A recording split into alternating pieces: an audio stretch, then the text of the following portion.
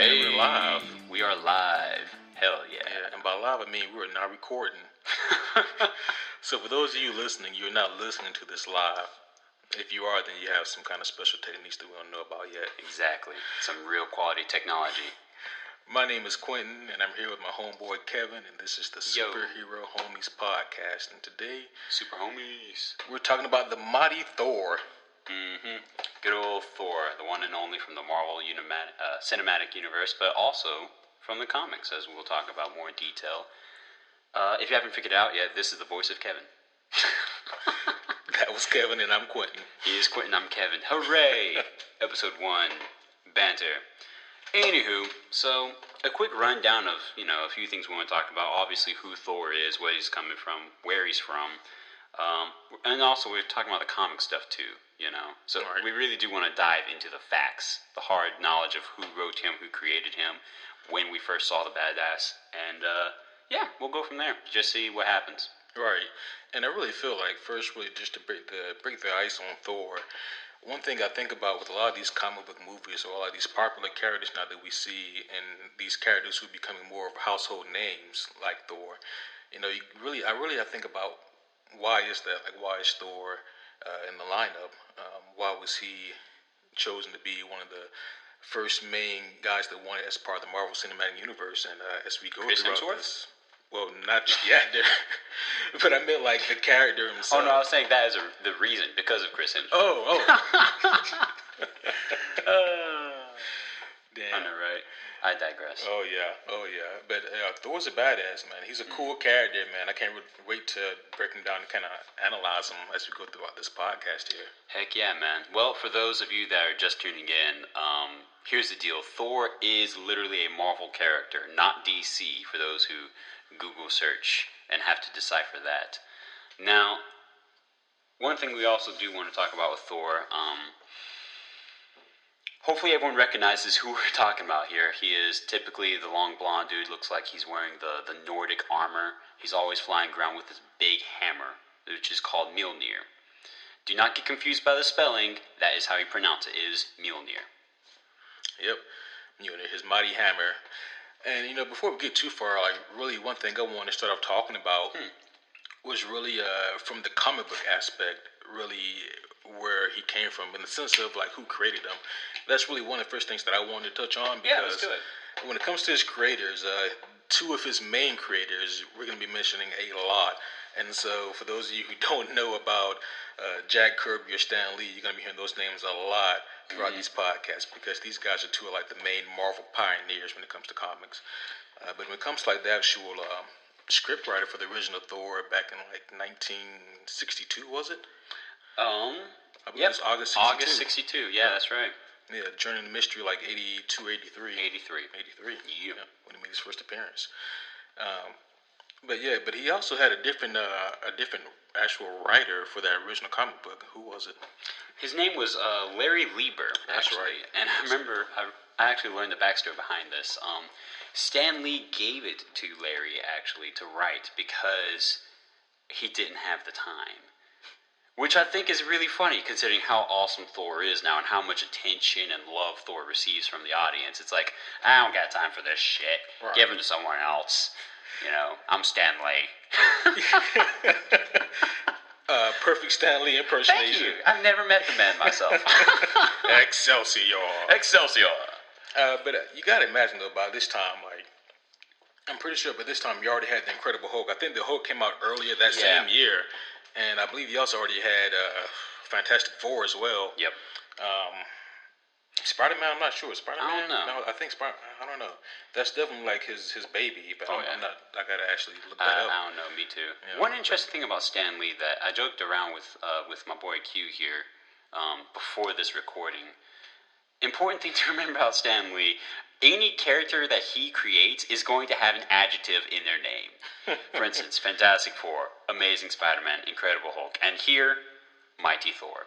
There you go, interesting factoid, think about it, bam, mind blown.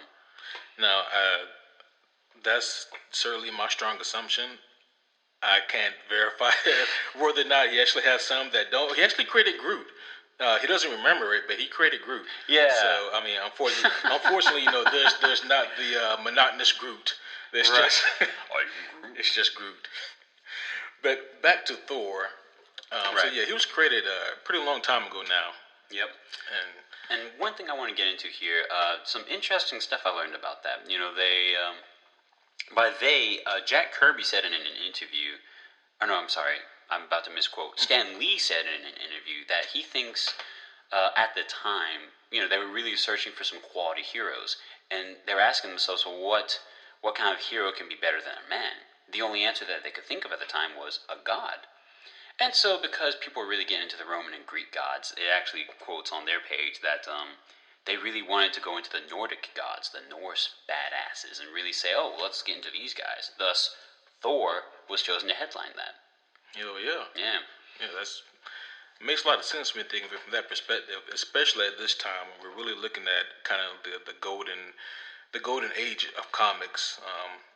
Because when I think about the golden age, I don't think about way back to our Batmans or our Supermans or our Wonder Womans. I think the '60s, man, when the comic boom really hit. Yeah. When good stuff was written. Oh yeah. And a lot of cool, unique stories being created, and Thor is no exception. So let's kind of talk about Thor's origin as a character for a bit. Actually, one more thing I wanted to mention, if you don't mind. Yeah. So I'm kind of glad that they filtered out a few things that Thor was a god of, because if you know the Nordic, faith at all, he actually originates from some weird stuff, man. For instance, not only is he the god of both thunder and lightning, yes, Right. those are different, but also, strength, oak trees, hallowing, fertility, and of course, as we know from the cinematic universe, he's also titled the Protector of Mankind. So, that's a lot of stuff.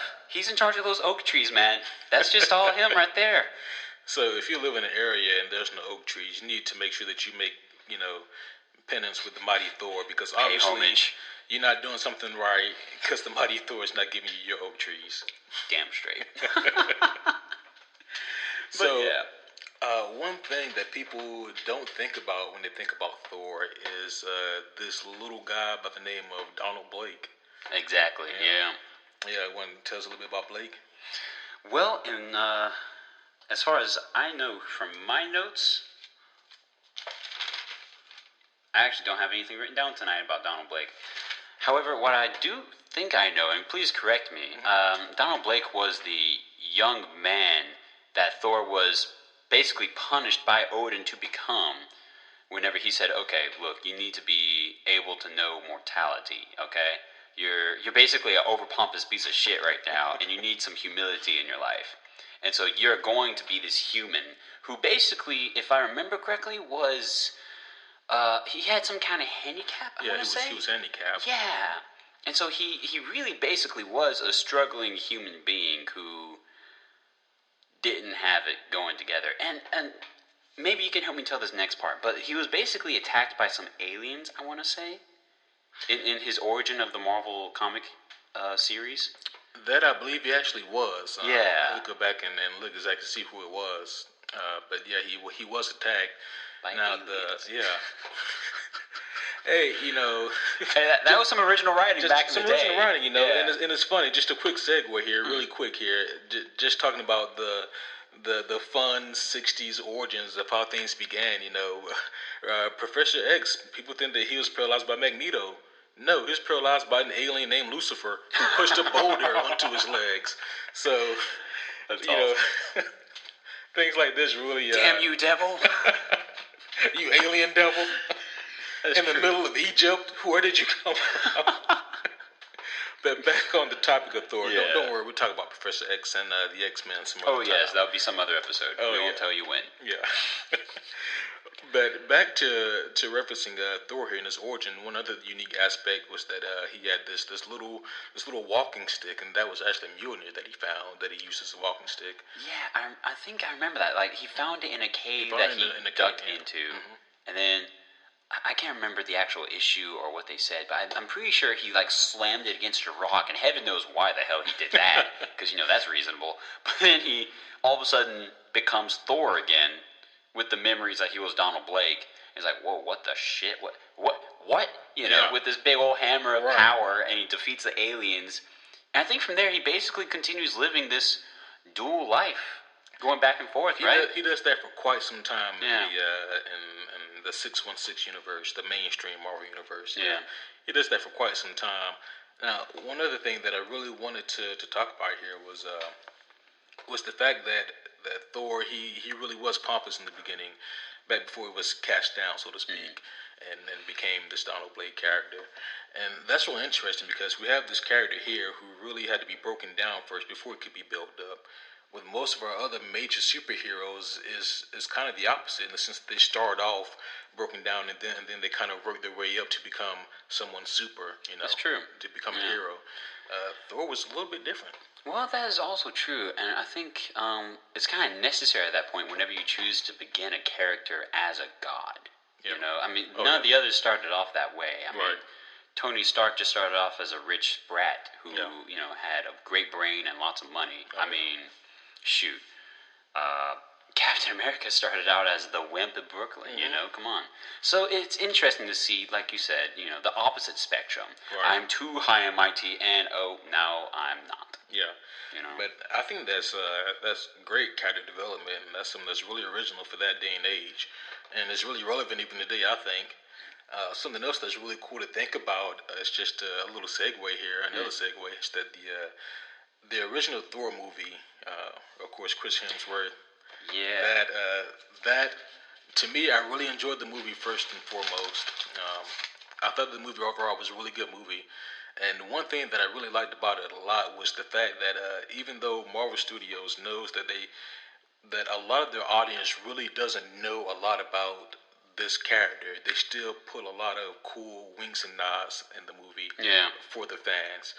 For example, like, because going into the theater for Thor 1, I was wondering how they tackle his origin, you know, since we're on the topic of his origin still. I was really wondering, like, how are they going to handle this? Because they can't do the whole Donald Blake thing, you know. Right. Because I'm like, that'd be a little... Yeah, that just can't fly. Right. And what they did was really clever. So he comes down to Earth. I'm sure you've all seen the movie. If not, then after this podcast, go watch it. You probably should. This podcast is going to be mainly... This is a premature thing to listen to. This is going to be mainly about Thor Ragnarok, which is the third Thor movie. So please, if you haven't seen the first one, go watch it.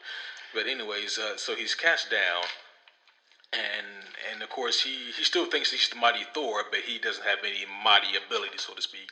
Still a really badass fighter, but doesn't have any of his skills. And he's looking for Mjolnir, and he finally finds it. He can't lift it. But one really unique thing about him was that Jane Foster in the movie, you know, she kind of covers for him, and she goes, well, we have this ID for him. His name is Donald Blake.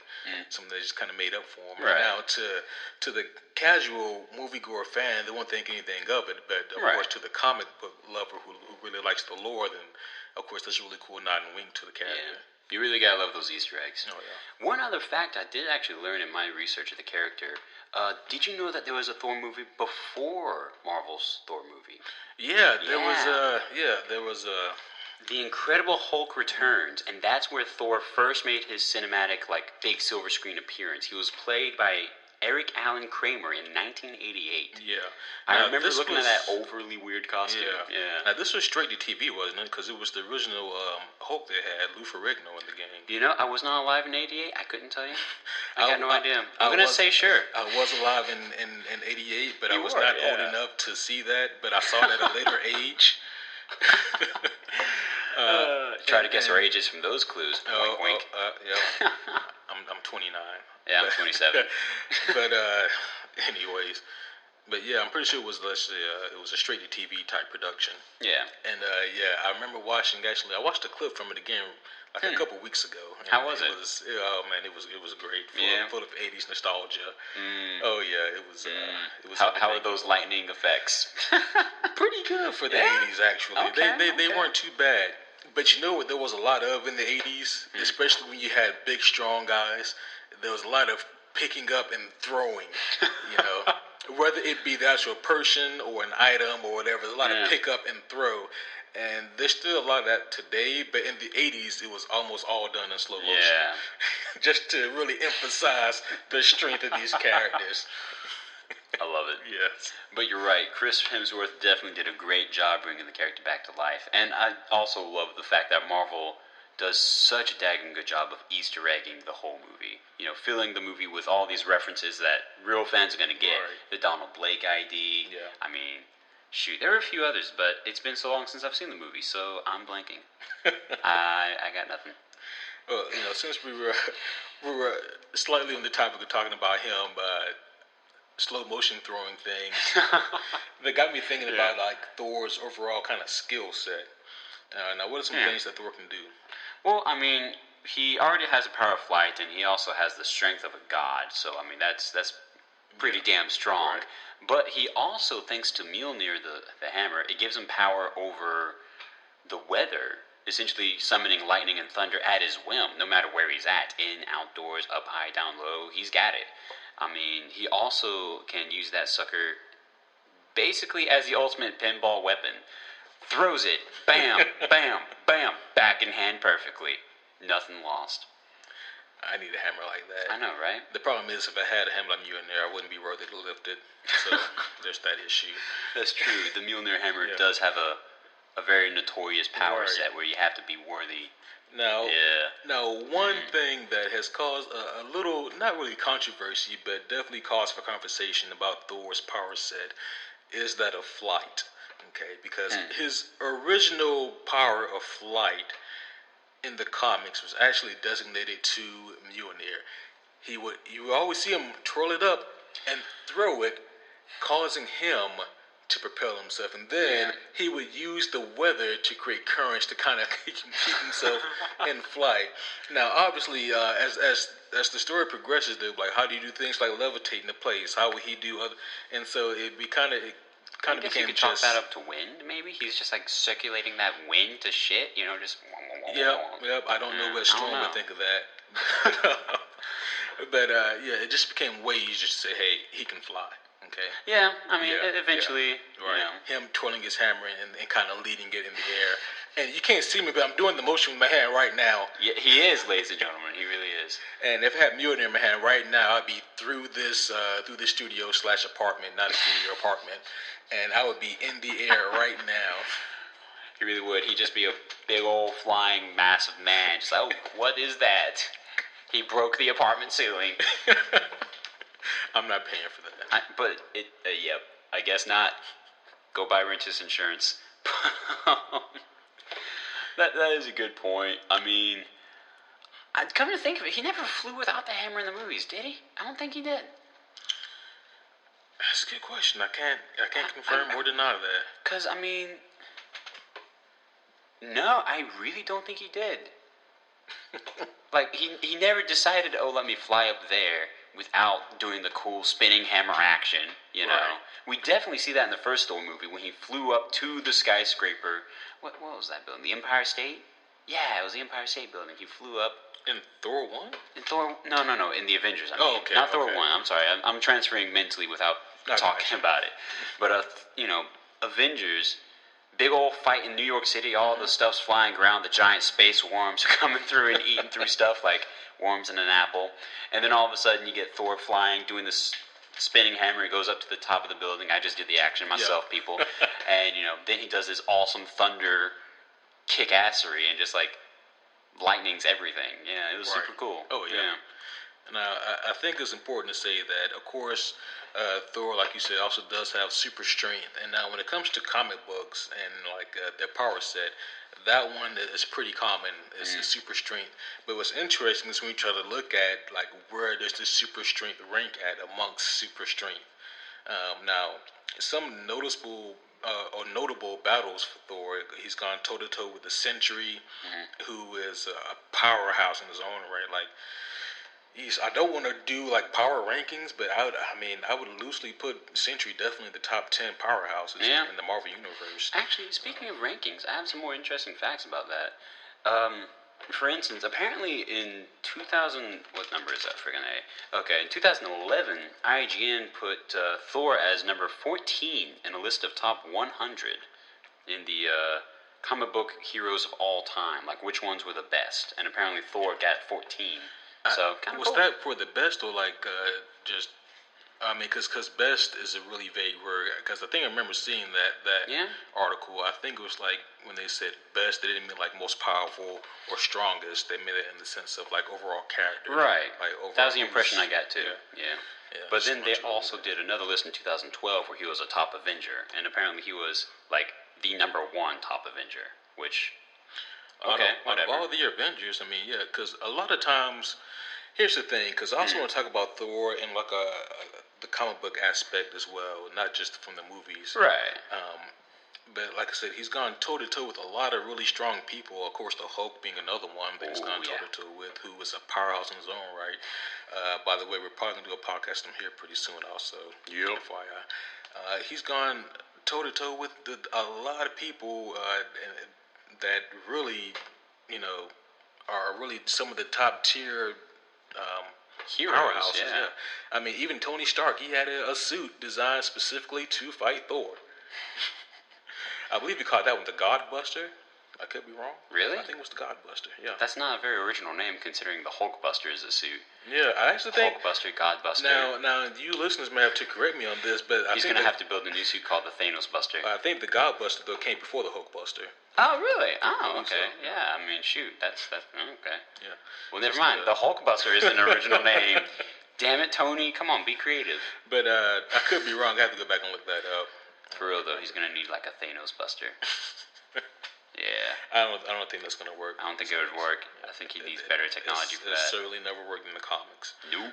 But Anywho. But yeah, so back to Thor though, like from a comic book aspect, and you know we're looking at the things that he can do. You made mention how he was listed at one time as like the top Avenger, right? As far as like power goes, especially. And one thing about that, and that may cause people to have some pause. You know, they may look at that and be like, "Well, really?"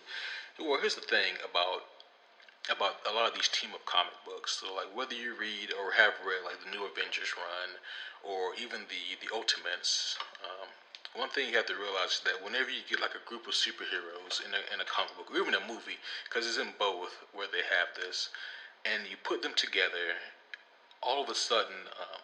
It seems like none of them can really overcome obstacles that they can do on their own when they're in a team-up environment. Right. I guess it's just kind of one of those things that you really can't get around, unfortunately. Yeah. But it is there. I mean, it's hard to think of an example, but like there's plenty of businesses, like I said, even the movies where, like for example, one mainstream example that I can think of is when we look at Avengers 1, we have is at the very end of the movie, like the big climax and all that. Tony Stark, he pretty much has the Chitauri bomb basically, and he's flying into outer space because he don't want the shit to blow up in New York City. It's pretty understandable. And sitting there in the theater, in the midst of this awesome movie, like my endorphins are high because I'm experiencing this thing for the first time ever. But even then, I was thinking, why not just send the guy that can be just fine in outer space?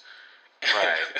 Why not just send the guy also who I'm pretty sure is probably faster than Iron Man? Right. You don't have to send Iron Man to do this. Like Thor could do this and you know destroy the artifact. And even if he doesn't make it back in time, he'd go, all right, well, I guess I have to fly back to Earth. Yeah, I know, right? It's like, oh, crap, well, all right, better go take the Rainbow Road to Earth. Yeah. And I think there's a good answer for that, honestly. I mean, to comic fans, that almost makes too much sense. You know, like, oh, crisis averted, everyone's done. Tony Stark never did get that PTSD. We're good. That would have been That's where it came from. That would have been all of Iron Man 2 solved right there. Iron Man 3, yeah. Oh, yeah, you're right, yeah. Screw it all. But no, instead, they used a fan favorite, good old Tony Stark. And I think the reason behind that, honestly, dude, is because that would have caused a little bit of confusion because they never had anything leading up to that in the movie. Now, as fans, we know better. Frickin' Thor, I mean, his first appearance was Journey into Mysteries. That was all in space, dude. So we don't see Thor breathing oxygen the first time we see him. And Thor 1, we see him in Asgard. And Thor the movie one, but in Journey into Mystery the comic, we don't see him doing that. Right. Yeah. But my point is though is that we know, even if you don't know Thor from a comic aspect, we know that he can do a lot of amazing things that for some reason we didn't really see him do. Right. That's true. They it might be a bit of a stretch to say this, maybe, I don't know. But I will say it anyways. I mean, I feel like they kind of debuffed Thor a fair bit, you know? But at the same time, I feel like as a fan aspect, well, excuse me, maybe I should better label it. Let's say the typical moviegoer. The person is going to the Marvel movie just because it looked like a fun flick, not because they were a Thor fan, not because they know anything about Thor, but because they went and said, "Oh, this looks like a fun movie." They probably would have seen that and said, "Wait a minute, he can do that," and it would have diverted from the overall what they were trying to get out of the movie. You know what I'm saying? You know, I know where you're going. Yeah. The thing of this is that I don't know. I believe in the audience more than Kevin does. I don't. I believe in you suckers sometimes. What can I say? I mean, because I look at it like this. Like, had I gone into all these Marvel movies and had never picked up a comic book ever, so pretend like all these comics and graphic novels around us don't exist right now. Let's pretend that I never picked up a single one. Yeah. And I go into these movies and I watch them. I would still think to send the god to go do that task versus the human. But You know, actually, if you look at it from that far away, hell yeah, I agree. You know, what are you guys doing? Just use the god for everything. Don't spend your money to make a suit. Another good point that you brought up, which is something that is also true, is the debuffing of superheroes in comic book movies. And you know, with that, I have a bias, and I'll explain that. And it's pretty much like this. So I really don't mind too much when my heroes are kind of de-strengthened in these movies, Right? Because for one thing, like it's so hard to really display like their full power in a movie, because you can pick up a comic book and read it and understand it more clearer than what they can really do in a movie. You know, I mean, you can do it to a certain extent. You can display it to a certain extent, but like the full array of all these superheroes' powers is something that's hard to portray in the movie. On the flip side, though, one thing that I do not like is when a villain is depowered. So, what's your opinion on Ultron? Exactly. I mean, that's I was like gonna say, the crown example of debuffed. Ultron. Yeah.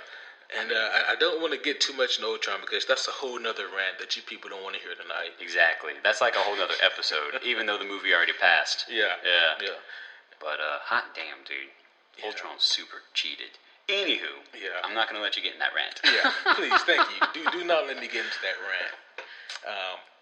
But yeah, so let's talk a little bit about Mjolnir, though. He has the one discussion I definitely wanted to have, because we already discussed Mjolnir's effects and how it's basically the hammer that gives and grants the Thor lightning and thunder effect. It also, however, carries the requirement of worthiness, and I guess that's a whole philosophical question we don't have to get into. Right. I do have want to get into it a little bit more. So, a lot of people have lifted Mjolnir. Let's go through that list, because a lot of people have found the worthiness, damn it. Yeah, like, correct me if I'm wrong, Captain America definitely was one, right? Yeah, he was one. Yeah, good old Steve Rogers. Magneto?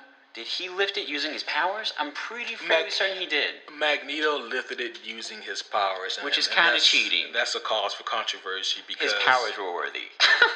Well, the controversy comes from the fact that, okay, he used his powers to lift Mjolnir, but Mjolnir it's made of Uru metal, but it's also magic and based. So how was he able to use his powers to lift something that's magical? And so, True. I mean, and I mean, hey, on that debate, I'm like, I don't have a dog in the fight. Nope, I was about to say, I'm not getting involved in that. That's just semantics. Really. Yeah, like the writers wanted Magneto to lift Thor's hammer, so guess what? Magneto can lift Thor's hammer. Let's see who else. I'm pretty sure Hulk did it at one time or another, didn't he? Correct me if I'm wrong, listeners. I don't believe in the comics it ever happened, but there was one animated movie where it did. Oh, okay. And seriously, correct us if we're wrong. Yeah, and I remember watching that and thinking, wait a minute. Yeah, how in the hell? Even as a kid, he literally said to himself, "How in the hell?" Yeah, well, to be fair, like this was like back in 2012, so I was a grown man still on my couch watching this animated movie. That's true. Yeah. Shoot, I was probably right there beside you, just like, what's going on right here, man? Who else? I'm running blank on other names. Betty Ray Bill. Oh, okay, that one makes sense. Come on. Yeah. Let's talk about who that is real quick for those who don't know. Who only know him as the weird skull that Star-Lord pushed in the movie. Well, if they don't know Betty Ray Bill, they probably didn't recognize his race of people. Touche. Touche. And to be fair, I don't offhand know the name of his race of people. They're called horsebird people. That's the name. Copyrighted. Didn't no one make can that use up. that. But seriously, I don't know the name of the race of Betty Ray Bill's people. Okay. And so for you listeners right now who are scratching your head saying, who the hell is Betty Ray Bill? Because that is a funny name. It really is. Like, I want to... Actually, we'll have to research that ourselves so we can actually talk about it next time. But like, who the hell came up with a name like that and said, "Yep, this is a character. We're doing this." So, funny story here. I remember, and this story did take place when I was a kid. So, not a grown man in this story here. But I remember as a kid, for one Christmas, I got I believe it was what's the name of that video game? Thor, the video game. I really don't know. Ultimate Alliance. There we go. Oh, yeah. I got Ultimate Ultimate Alliance. One. Yeah. We played that actually as grown men. As grown men, we played it again. I have not had a lot of growth. Just so you know what we're up to over here. That's how it is. That's how we roll.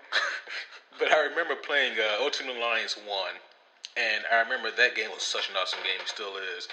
But one dope thing I really liked about it was that like you could change the character's skin, and you would get like a different kind of a skill set that you can put your points in and improve your characters and whatnot.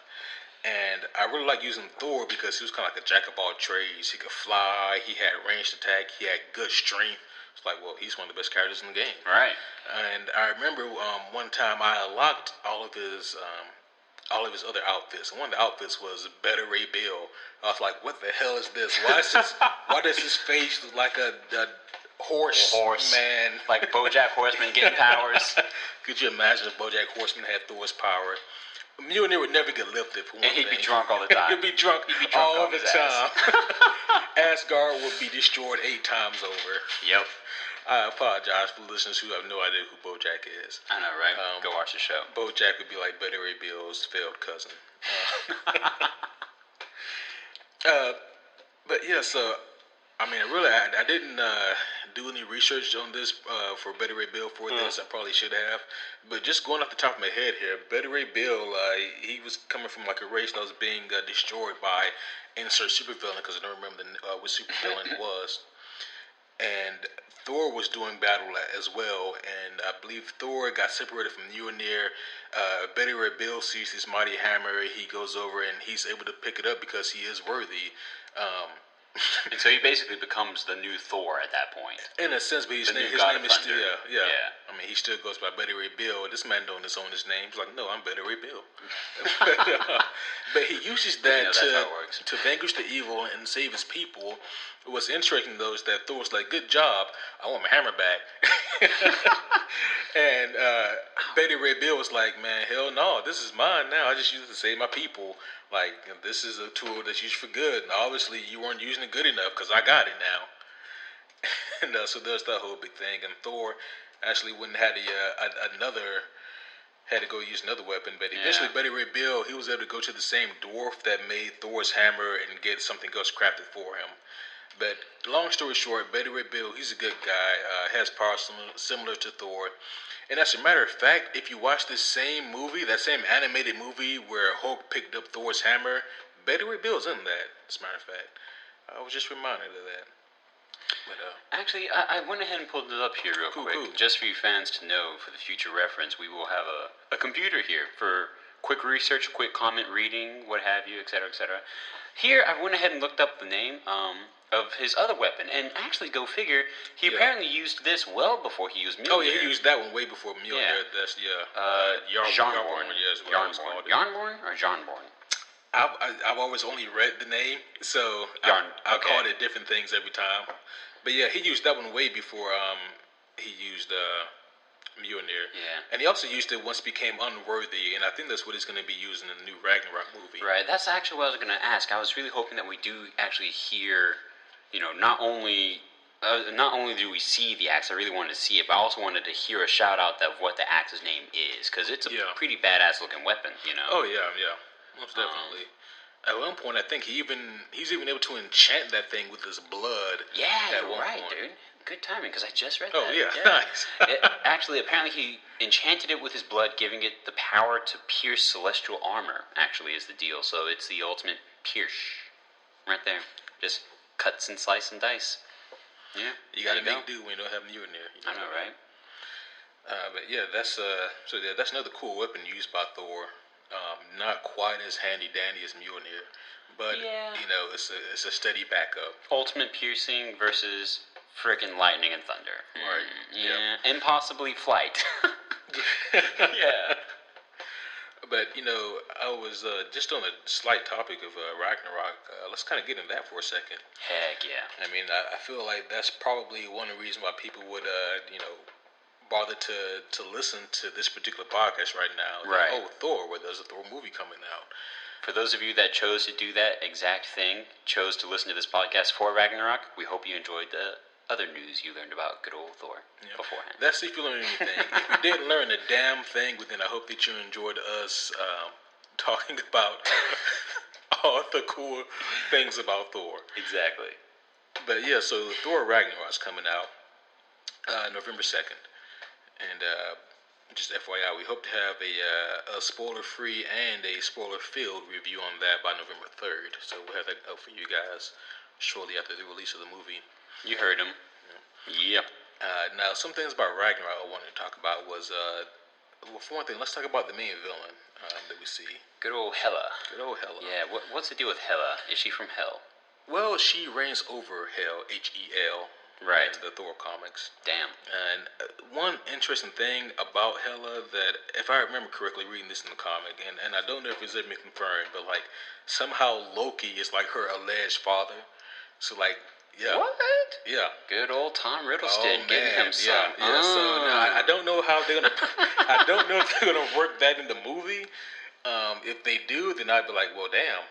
But yeah, so that's one thing about her. Another thing about good old Hela is that she does reign over Hel, Hel, and she's also an extremely powerful being. If I remember correctly, like one of her main power facets is actually her cloak. She has a cloak that essentially almost makes her invulnerable to any kind of damage. I mean, it makes her OP, which I really love in my villains, by the way. I love for villains to be OP because it forces the writers to get creative as to how to defeat said enemy. Right. But anyways, back to Hela. About that cloak of hers, I do remember, though, that once Thor was able to kind of get that cloak from her, not only was she vulnerable, but she was also half dead. Like, half of her body was, like, death and decay. Another half looked young and beautiful. With the cloak, though, she looks whole, and she looks like she's won. But with that cloak, though, I mean, she also has, like, super strength. And when I say super strength, I don't just mean Thor super strength. I mean, she has a power set that's close to being on par with that of Odin. That's powerful. That is. Yeah. Now, one other thing I want to talk about, because the cloak is definitely more from the comic realm, am I correct? Yeah. Now, in the comic realm, she's also known as the goddess of death. That's not to be confused with Death, whom Thanos falls in love with. I'm correct, right? You are correct. So apparently there are two different females running Death. Yeah. There's something to be said of that, I'm sure. I mean, someone call Hall & Oates. Tell them they had it right. They're man-eaters, man. Both of them. Oh, jeez. Oh, shit. You just made a Hall & Oates. You're welcome. Ooh-wee. We love Hall & Oates. I don't know how to recover from that. I do. So I will highlight this real quick. Yeah. Thank you for letting me make a Hall & Oates joke, You're people. I love Hall & Oates. But good old Hela, the goddess of death. Actually, this is something I do want to highlight here. Something that both comic book companies in the cinematic world, Marvel and DC, have been doing better at. This will be the first female lead antagonist that Marvel has ever used in their cinematic world. And I mean, you are correct. Yeah. Yeah, the mainstream cinematic universe. Exactly. She's going to be like the main focus villain, first time ever. Yeah. Yeah. Right there. You're definitely right about that. And I hope that she gets a better treatment than most Marvel villains. For real, she doesn't just become a one and done. Jeez, and not even just being a one and done, but being a one note one and done. Well, I will say this: the recent Spider-Man movie did better. Oh yeah, frickin' that's true. Vulture, frickin' awesome, dadgum. But you know, Michael Keaton would not have taken that role had Vulture been this one note, one-sided character. Very true. And Michael Keaton wouldn't put up with that shit. That's some love to you, Michael Keaton. Yeah. But yeah, you're right. Vulture is definitely well done in the movie, and that's actually something that that's really interesting that I like to talk about is the fact that, just real quick, with the Vulture, never really cared for the character in the comic books. No. Just some old weird dude. Yeah, just some old weird guy in a flying vulture suit. But, in Spider-Man: Homecoming, though, I really enjoyed the character, and they did a really good job by hooking me in by bringing on Michael Keaton for that role. Hell yeah! I hope they do a great job in the sequel. Yeah, but to bring us back to our girl here, Hela, Goddess of Death. Apparently, she's being played by Cate Blanchett. Yeah. I'm trying to think. You're better at the Hollywood actress and actors than I am. What else has she been in? Just so we can kind of paint the image for the listeners. As far as movies that I've seen, Lord of the Rings. Oh, hell yeah. Wait, was she the elven chick, the hot elf chick that's like trying to get with Aragorn, or other way around? No, that was Liv Tyler you're thinking of. Yeah, okay. So who is this babe? Oh jeez, like not to sexualize it or anything. I'm sorry. Hey man, who was that strong, respected female? That's what he actually exactly. Who was that strong, respectable, empowering female? Yeah. I'm so sorry, people. Now I'm not really up on my Lord of the Rings lore, so I can't call off her name of the character that she played, but it was like one of the high elves that played a really important part. But it's interesting though, because like if you pull up a picture of her character from Lord of the Rings, and you pull up a picture of her as Hela and Thor Ragnarok, it's like, well, that's I'm pretty sure they look entirely different. Oh yeah, it's like two opposite sides of the coin, of the same coin. Oh yeah. Okay, I put up a picture of her here so we can talk about it some more. Yeah, she definitely was the good elf leader chick. She looked like I'm not sure if I'm using the right terms of royalty here, but maybe the empress of the elven colony. I don't know. I'm really not a huge LOTR fan. It's been really kind of tiptoeing into this. Not to say I'm not a fan. I respect and I do enjoy the series, but I won't say I know it as well as all of you guys, you know. But yeah, she definitely played in Lord of the Rings. We recognize her. Oh, she's also Australian, so a cool, for your information, FYI there. But going back to our girl, Hela.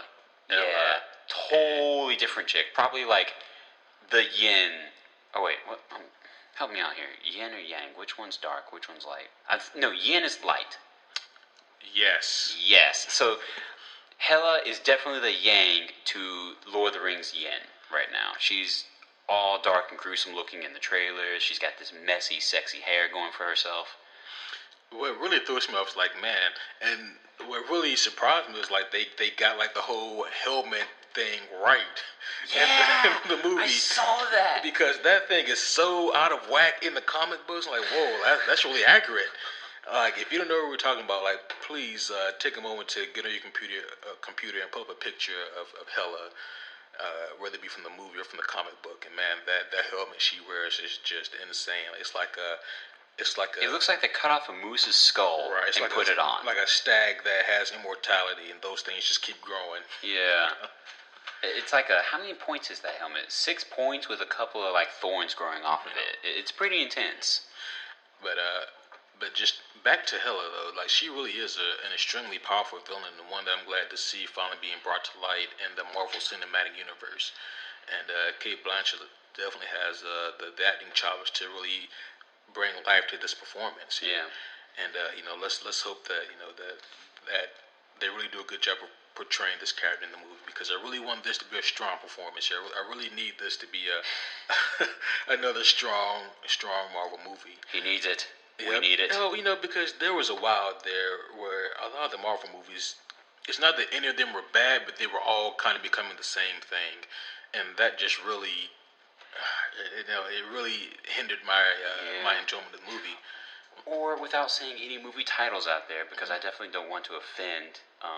Or they just kind of become this tight cast, weaker film, you know, where it's kind of like they're just working off of what they think the audience wants, and they just give it to them, rather than making a quality new continuation of their storyline, you know? Right. Yeah, and I'm sure we're both thinking the same movie, but I'm not going to say it, you know? I'm not going to throw some slander out there, you know? Yeah, I mean, because when it comes down to it, like, I essentially, for the most part at least, I enjoy these movies because I love these characters. You and me both, man. They're good. Yeah, and you'll hear me say this a lot, but when it comes to my comic book movies, like, I don't expect these movies to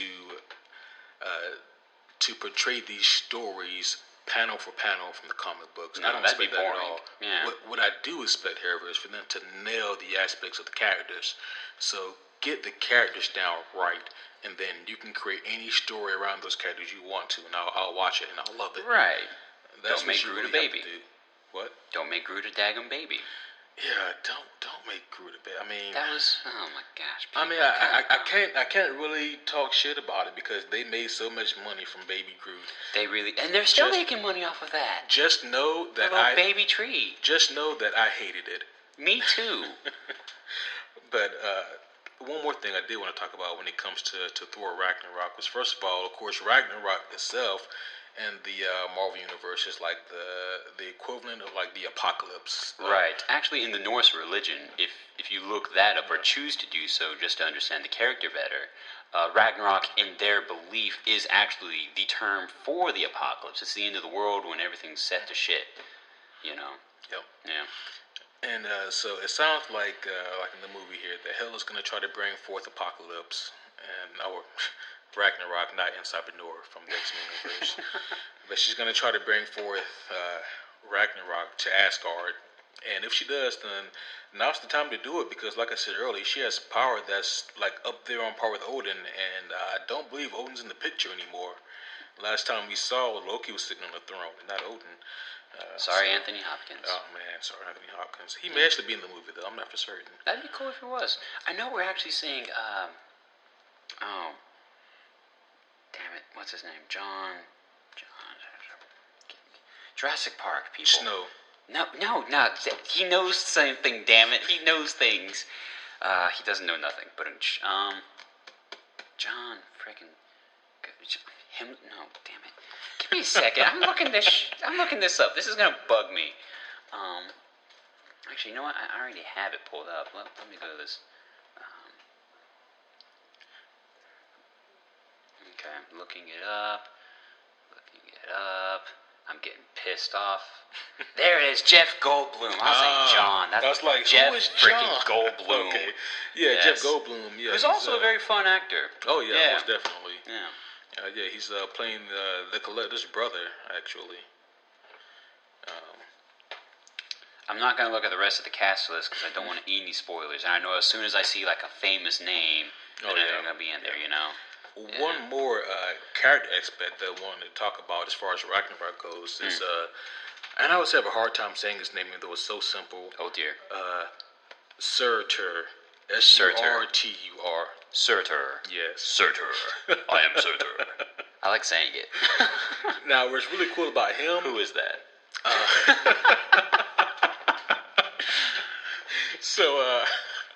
I don't profess to know everything, and just remember that always. When it comes to comic books, no one does. If they tell you that they do, then they're lying. Even Stan the Man Lee. I mean, he forgot he made Groot, damn it. Like, oh yeah. Like, are you sure? I am Groot. Are you? Anywho, but yeah, Surtur, he's a fire demon. Obviously, if you've seen the trailer, he's that big ass fire demon that we see like at the end of the trailer. Now it looks like they kind of combined some things here in the movie, because in the actual comic book, Surtur, he's from a realm, one of the 9 realms, but he's not from Hell. Okay, he's actually from a different realm altogether. Actually, interesting fact about that, one of the 9 realms actually is referring to Asgard, the home world of Thor himself. So we're talking about another god-level person here. We're not talking about some other pipsqueak from New York City who got some magic serum who made him a fire beast, Ifrit type, you know? Yeah. Anywho.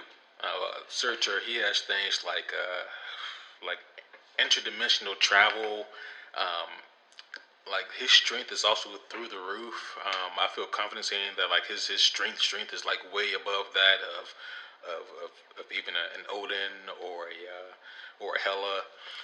He has this sword. Oh man, I forget the name of this mighty sword, but this thing is badass. Oh, by the way, he's 1,000 feet tall too. I forgot to throw that in there. It sounds like we're playing a really effed up super fight game.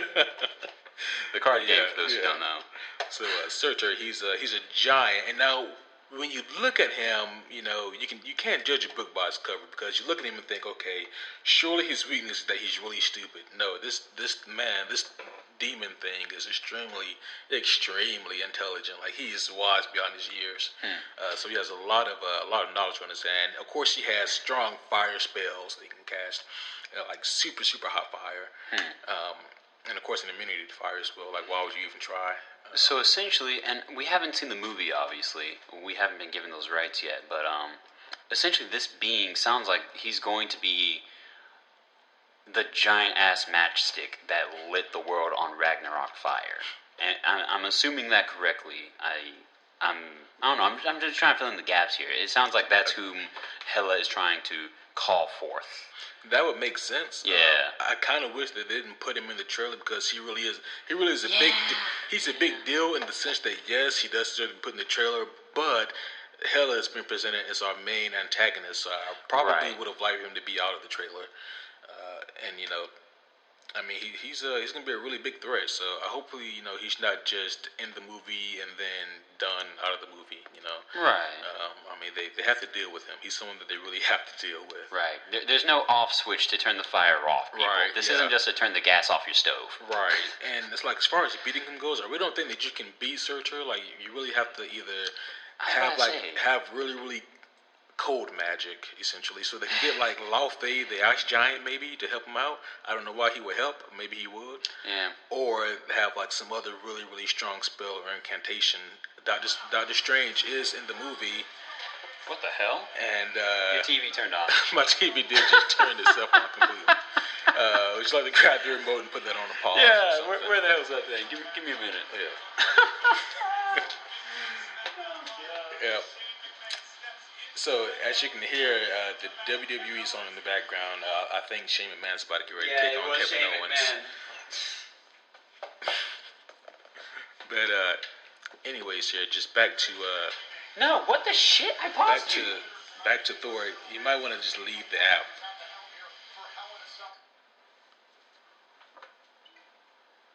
Okay. So Q has a very cool Roku TV, ladies and gentlemen. It just kind of, it programs stuff for him. Anywho, like I was saying, the only things that I can think of that can really stop Surtur is something like a strong ice magic. So maybe Laufey, the ice giant, aka Loki's dad, could step in and help save the day. I don't know why he would do that. Or strong arcane magic, a la Doctor Strange, who is rumored to be in the movie. So that'd be really interesting as well. I'd really love to see that, actually. That would be a fun appearance. I'd imagine one other type of thing, and this might be more realistic than or ice magic or anything like that. I imagine Hela's going to have to, she can't... I imagine a summon of this level is going to require some type of awesome portal relic ruin type thing, where it's like a gateway. Really. So I imagine destroying the gateway. You know what I'm saying? Yeah. You destroy the gateway, you destroy the door's gone, you can't get, Surtur, as I think I pronounced it. Yeah. Right. I feel like that's a little basic, but I feel like that could be a possibility, though. It's a little basic, for sure, but, Yeah. Let's hope they go with something more fun. Right. And prove us both wrong. Yeah, I really hope to go with my second idea and have Doctor Strange be the one to really put a stop on that.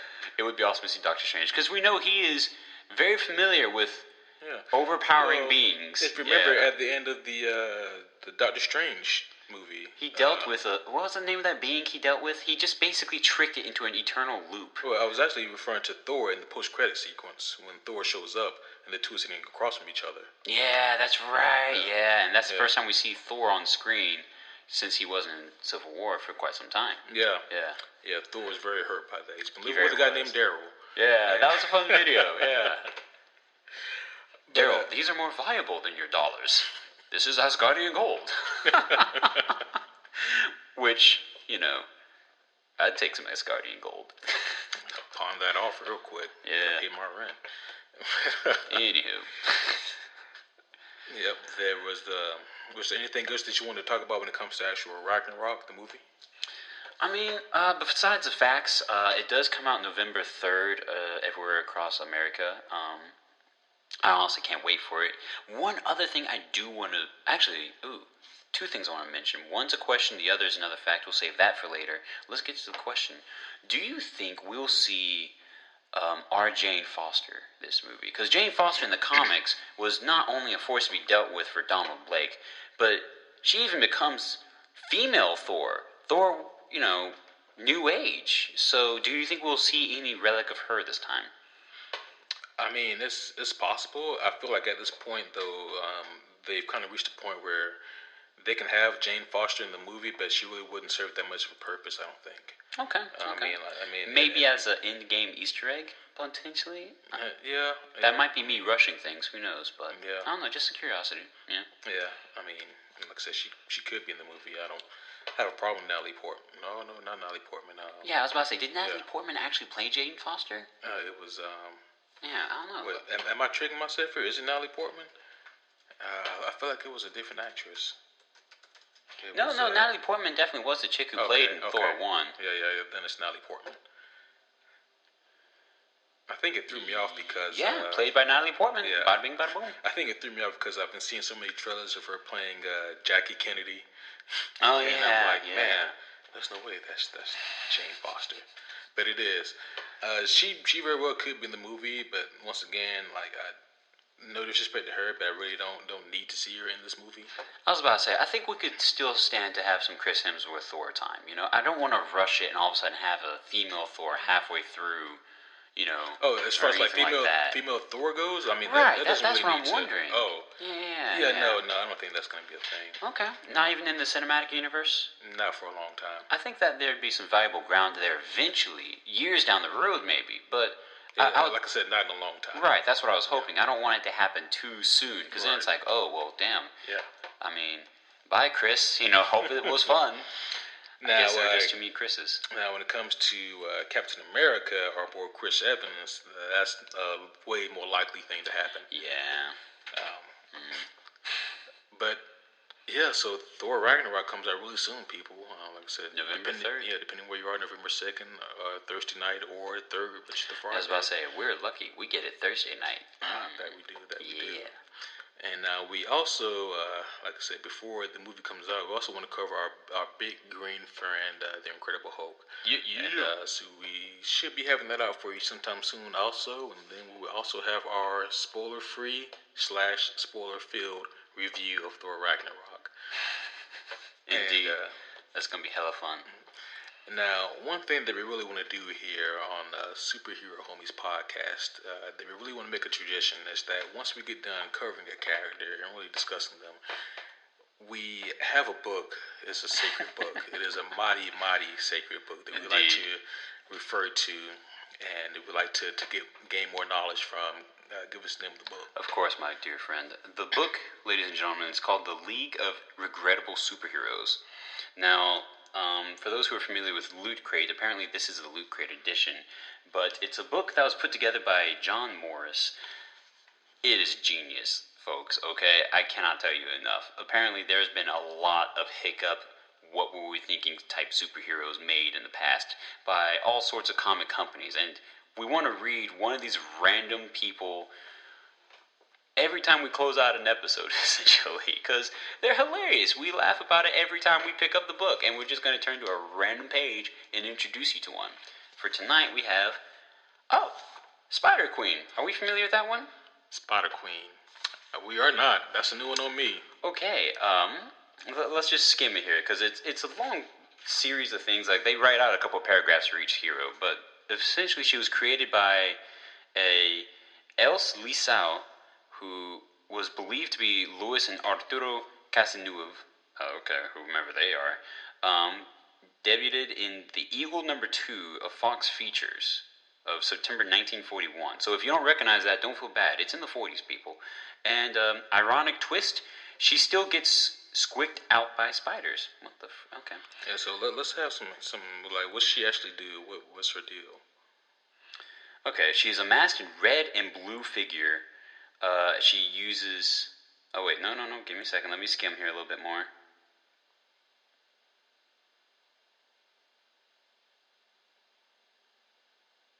Oh, okay, never mind. So she was made basically to resemble Spider-Man, okay? She literally is masked red and blue. She uses web-shooting wrist devices, and she swings from rooftop to rooftop. There's no way she was made to resemble Spider-Man, because Spider-Man wasn't made until the 60s. Yeah, but apparently that was her gimmick. Like, that's what she looks like here and everything. That might be a huge discovery, actually. Oh, jeez. Oh, dear. Stanley's gonna kill us. Stan the man, you're still cool. But, yeah, she's a whole different arachnid-themed do-gooder, apparently. Like, she was still a hero, and she... Actually, they mention that here. She precedes the famous wall crawler Spider-Man by a good 20 years. So, super short-lived. Can you read a section of it for us? Yeah, no problem. Okay, let's do it. A short-lived superheroine whose few adventures were crammed into the back pages of a comic featuring the patriotic do-gooder known as the Eagle. The woman who would eventually become Spider-Queen was a research assistant named Shannon Kane. After her husband Harry, a brilliant young government chemist on a special assignment, after he's killed by enemy agents of a foreign government, Shannon discovers his notes for spiderweb fluid. Oh. Following the recipe, she creates a thin and durable adhesive that sticks like glue and, as Shannon discovers to her delight, is actually strong enough to swing on. Oh my gosh, that's... okay. Oh man. Like more than a few other costume crime fighters in the early days of comics, Spider-Queen is considered an outlaw by the local authorities. However, that doesn't stop the hard-hitting police detective Michael Bell and the Queen's civilian identity from striking up a flirtatious relationship that runs the length of her 3 adventures. Wow. Okay. So, I'm just gonna cut to the chase here. She apparently was, this crime-fighting chick who shot web out of very familiar-sounding wrist devices. Yeah. And, yeah, she vanished completely from comics. And then 20 years later, we hear about our boy Spider-Man. Huh. So, more interesting than humor, but definitely still some humor about... yeah. And, here's the best part. Apparently, she was still very scared of spiders. That's not what I expected at all. No, me neither. Not at all. Not for our first episode's closer. Nope. Yeah. So, Spider Queen, people. Yeah. Go to your local comic book store and bug your local store about getting an issue of Spider Queen. Bug pun intended. That was actually completely unintended. Did not mean to do that. Oh, gosh. But I'm glad I did. I'm glad you did too. Yeah. So we really hope that you guys enjoyed this first. Heck yeah. Our very first podcast, the very first Superhero Homies podcast. If you have any kind of questions or comments or anything you want to get at us with, please email us at superherohomies@gmail.com. Superherohomies@gmail.com. Hit us up and we'll be sure to get back to you, as long as you're not any kind of troll. And also, before we close out too much, be on the lookout for a soon-to-be-built Facebook page and possibly other social medias where you'll be able to look up Superhero Homies as well and be able to connect with us, comment, and just leave a quick message of any sort. And again, like my friend I'm sure was about to say, don't be a troll. Don't be a troll. Yeah. Yep. And, within the look, we'll be having a whole array of Superhero Homie products, such as Superhero Homies milk, Superhero Homies pajamas, Superhero Homie gloves. Well, that's just not practical. What are you talking about? All right, guys. But we appreciate you listening, appreciate you downloading, and we will talk to you guys next time when we cover the Incredible Hulk. Take it easy. Peace.